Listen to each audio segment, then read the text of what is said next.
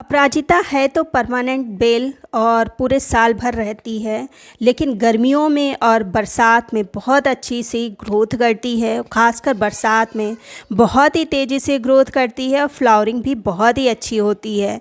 अगर आपके प्लांट में ग्रोथ नहीं हो रही है या ग्रोथ हो रही है, प्लांट खूब अच्छे से घना है, भरा है, हरा है, लेकिन फिर भी उसमें फ्लावरिंग नहीं हो रही है, तो आपको कुछ बातों को का ध्यान रखना चाहिए।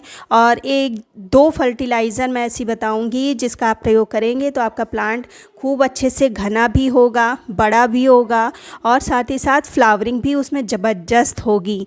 तो चलिए वीडियो को स्टार्ट करते हैं।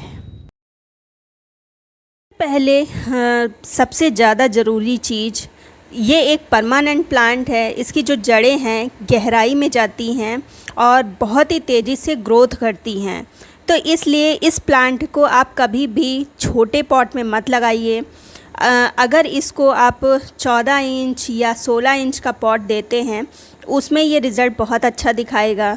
कमेंट में आ रहा है कि मेरा प्लांट अच्छे से ग्रोथ कर रहा है, बढ़ रहा है, लेकिन उसमें फ्लावर नहीं आ रहे हैं। तो एक प्रमुख कारण ये भी हो सकता है कि आपका प्लांट रूट बाउंड हो गया हो।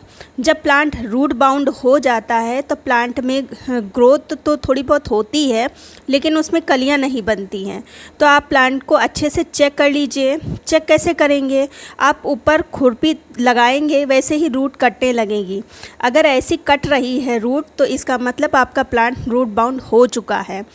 तो अगर ऐसी स्थिति है तो बरसात चल रही है, आप प्लांट को पॉट से बाहर निकालिए, प्लांट के जो रूट है उसकी ट्रीटमेंट कीजिए, मतलब हाफ कट कर दीजिए और अच्छी मिट्टी के साथ में इसको लगा दीजिए।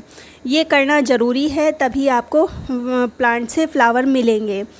दूसरी चीज़, एक लता वाला प्लांट है, तो अगर इसको आप सपोर्ट किसी का दे देते हैं तो बहुत ही तेज़ी से ये ग्रोथ करता है।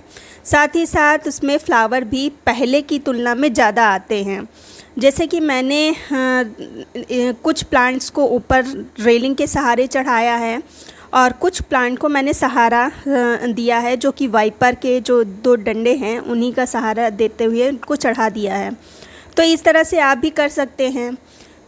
तीसरा और सबसे ज़्यादा ज़रूरी पॉइंट है कि इसको फुल सनलाइट चाहिए।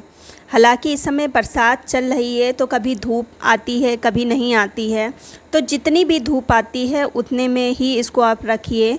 किसी भी तरह की कोई शेड नहीं मिलनी चाहिए। अगर प्लांट पर शेड पड़ेगी तो फिर आपको फ्लावरिंग उस हिसाब से नहीं मिलेगी। प्लांट आपका खूब घना होगा, हरा होगा। इस चीज़ का आप ध्यान रखिए। अब जो नेक्स्ट पॉइंट है वो बहुत ही ज़्यादा इम्पॉर्टेंट है। जितने भी फेड फ्लावर हो गए हैं उनको खुद हाथ से तोड़ दीजिए। अगर आप हाथ से नहीं तोड़ेंगे तो बरसात में बहुत ही जल्दी इसमें सीड पॉट बनने लगता है। तो अगर एक बार सीड पॉट प्लांट बनाने लगता है तो सारी एनर्जी अपने सीड पॉट में ही निकाल देता है, लगा देता है, जिसके कारण प्लांट कुछ मुरझाया सा हो जाता है और फ्लावरिंग स्टॉप कर देता है। जैसे कि इस तरह की ये फलियां बनाने लगता है और थोड़े ही दिन के बाद ये पकने भी लगती हैं। तो अगर ये इस तरह की फलियां बनने लगेंगी तो आपका प्लांट फिर अच्छी फ्लावरिंग नहीं करेगा। तो इसलिए फली बनने से पहले ही ये फेड फ्लावर हैं, इनको आप हटा दीजिए। अब जो सबसे ज़्यादा ज़रूरी है कि बरसात में प्लांट की जो मिट्टी है उसमें वीड्स बहुत ज़्यादा लग जाते हैं। देखिए मेरे प्लांट में पता नहीं किस चीज़ की बेल उगाई है, तो इन सब चीज़ों को हटा दीजिए, क्योंकि अगर इसकी मिट्टी में और तरह के प्लांट लगेंगे तो फिर सारी एनर्जी वही सब कर लेंगे, प्लांट को फिर नहीं कुछ मिलेगा। तो कि ये मेरा प्लांट है ये किचन वेस्ट में ही लगा है और बरसात के समय सारे जो जितने सीड्स होते हैं किचन में अवेलेबल वो सभी ग्रो होने लगते हैं, जो कि ऊपर आने लगते हैं। तो समय समय पर बरसात में खासकर अपने प्लांट की मिट्टी की सफाई करते रहिए। और सबसे ज़्यादा ज़रूरी, जितनी भी नई ब्रांचेस हैं उनको चढ़ाते रहिए ऊपर की ओर, इधर उधर ना भागने पाएँ ये। फिर अब अगर बात कर ले कि आपका प्लांट खूब अच्छे से घना है लेकिन फ्लावरिंग नहीं हो रही है, तो उसके लिए क्या करना है।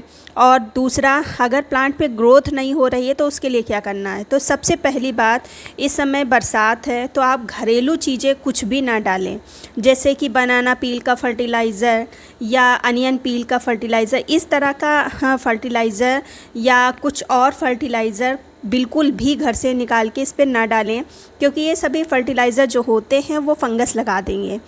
तो प्लांट की ग्रोथ के लिए आपको क्या डालना है। प्लांट की ग्रोथ के लिए कुछ दाने मैं बता रही हूँ, जैसे कि इस तरह के ये जो दाने होते हैं, ये दाने हैं डीएपी के। डीएपी डाई अमोनिया फास्फेट, इसमें नाइट्रोजन और फास्फोरस बहुत ही अच्छी मात्रा में पाया जाता है। तो इसके दाने आप 15-20 14 इंच के पॉट में लगा हुआ प्लांट में आप डाल सकते हैं। अगर प्लांट आपका छोटा है तो कम डालिए, अगर इससे भी बड़ा प्लांट है तो थोड़े और दाने आप बढ़ा दीजिए। तो इस तरह से मैंने 14 इंच के पॉट में लगे प्लांट में 14-15 दाने डाल दिए हैं। और जो वीड्स की सफाई अच्छे से, फिर से कह रही हूँ, कर देना है। अब प्लांट की ग्रोथ नहीं हो रही है तो उसके लिए ये हो गया। अब अगर आपके प्लांट पर खूब अच्छे से ग्रोथ हो रही है लेकिन फ्लावरिंग नहीं हो रही है, तो सबसे पहले तो आप अपना रूट बाउंड प्लांट के चेक करिएगा।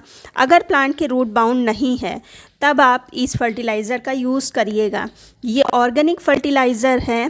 ऑर्गेनिक जो पोटास होता है, जो पोटास फ्लावरिंग लाने के लिए बहुत ज़्यादा ज़रूरी होता है, ये वो दाने हैं। तो इनके 15-20 दाने आप डाल सकते हैं, 7-7 दिन पर डाल सकते हैं।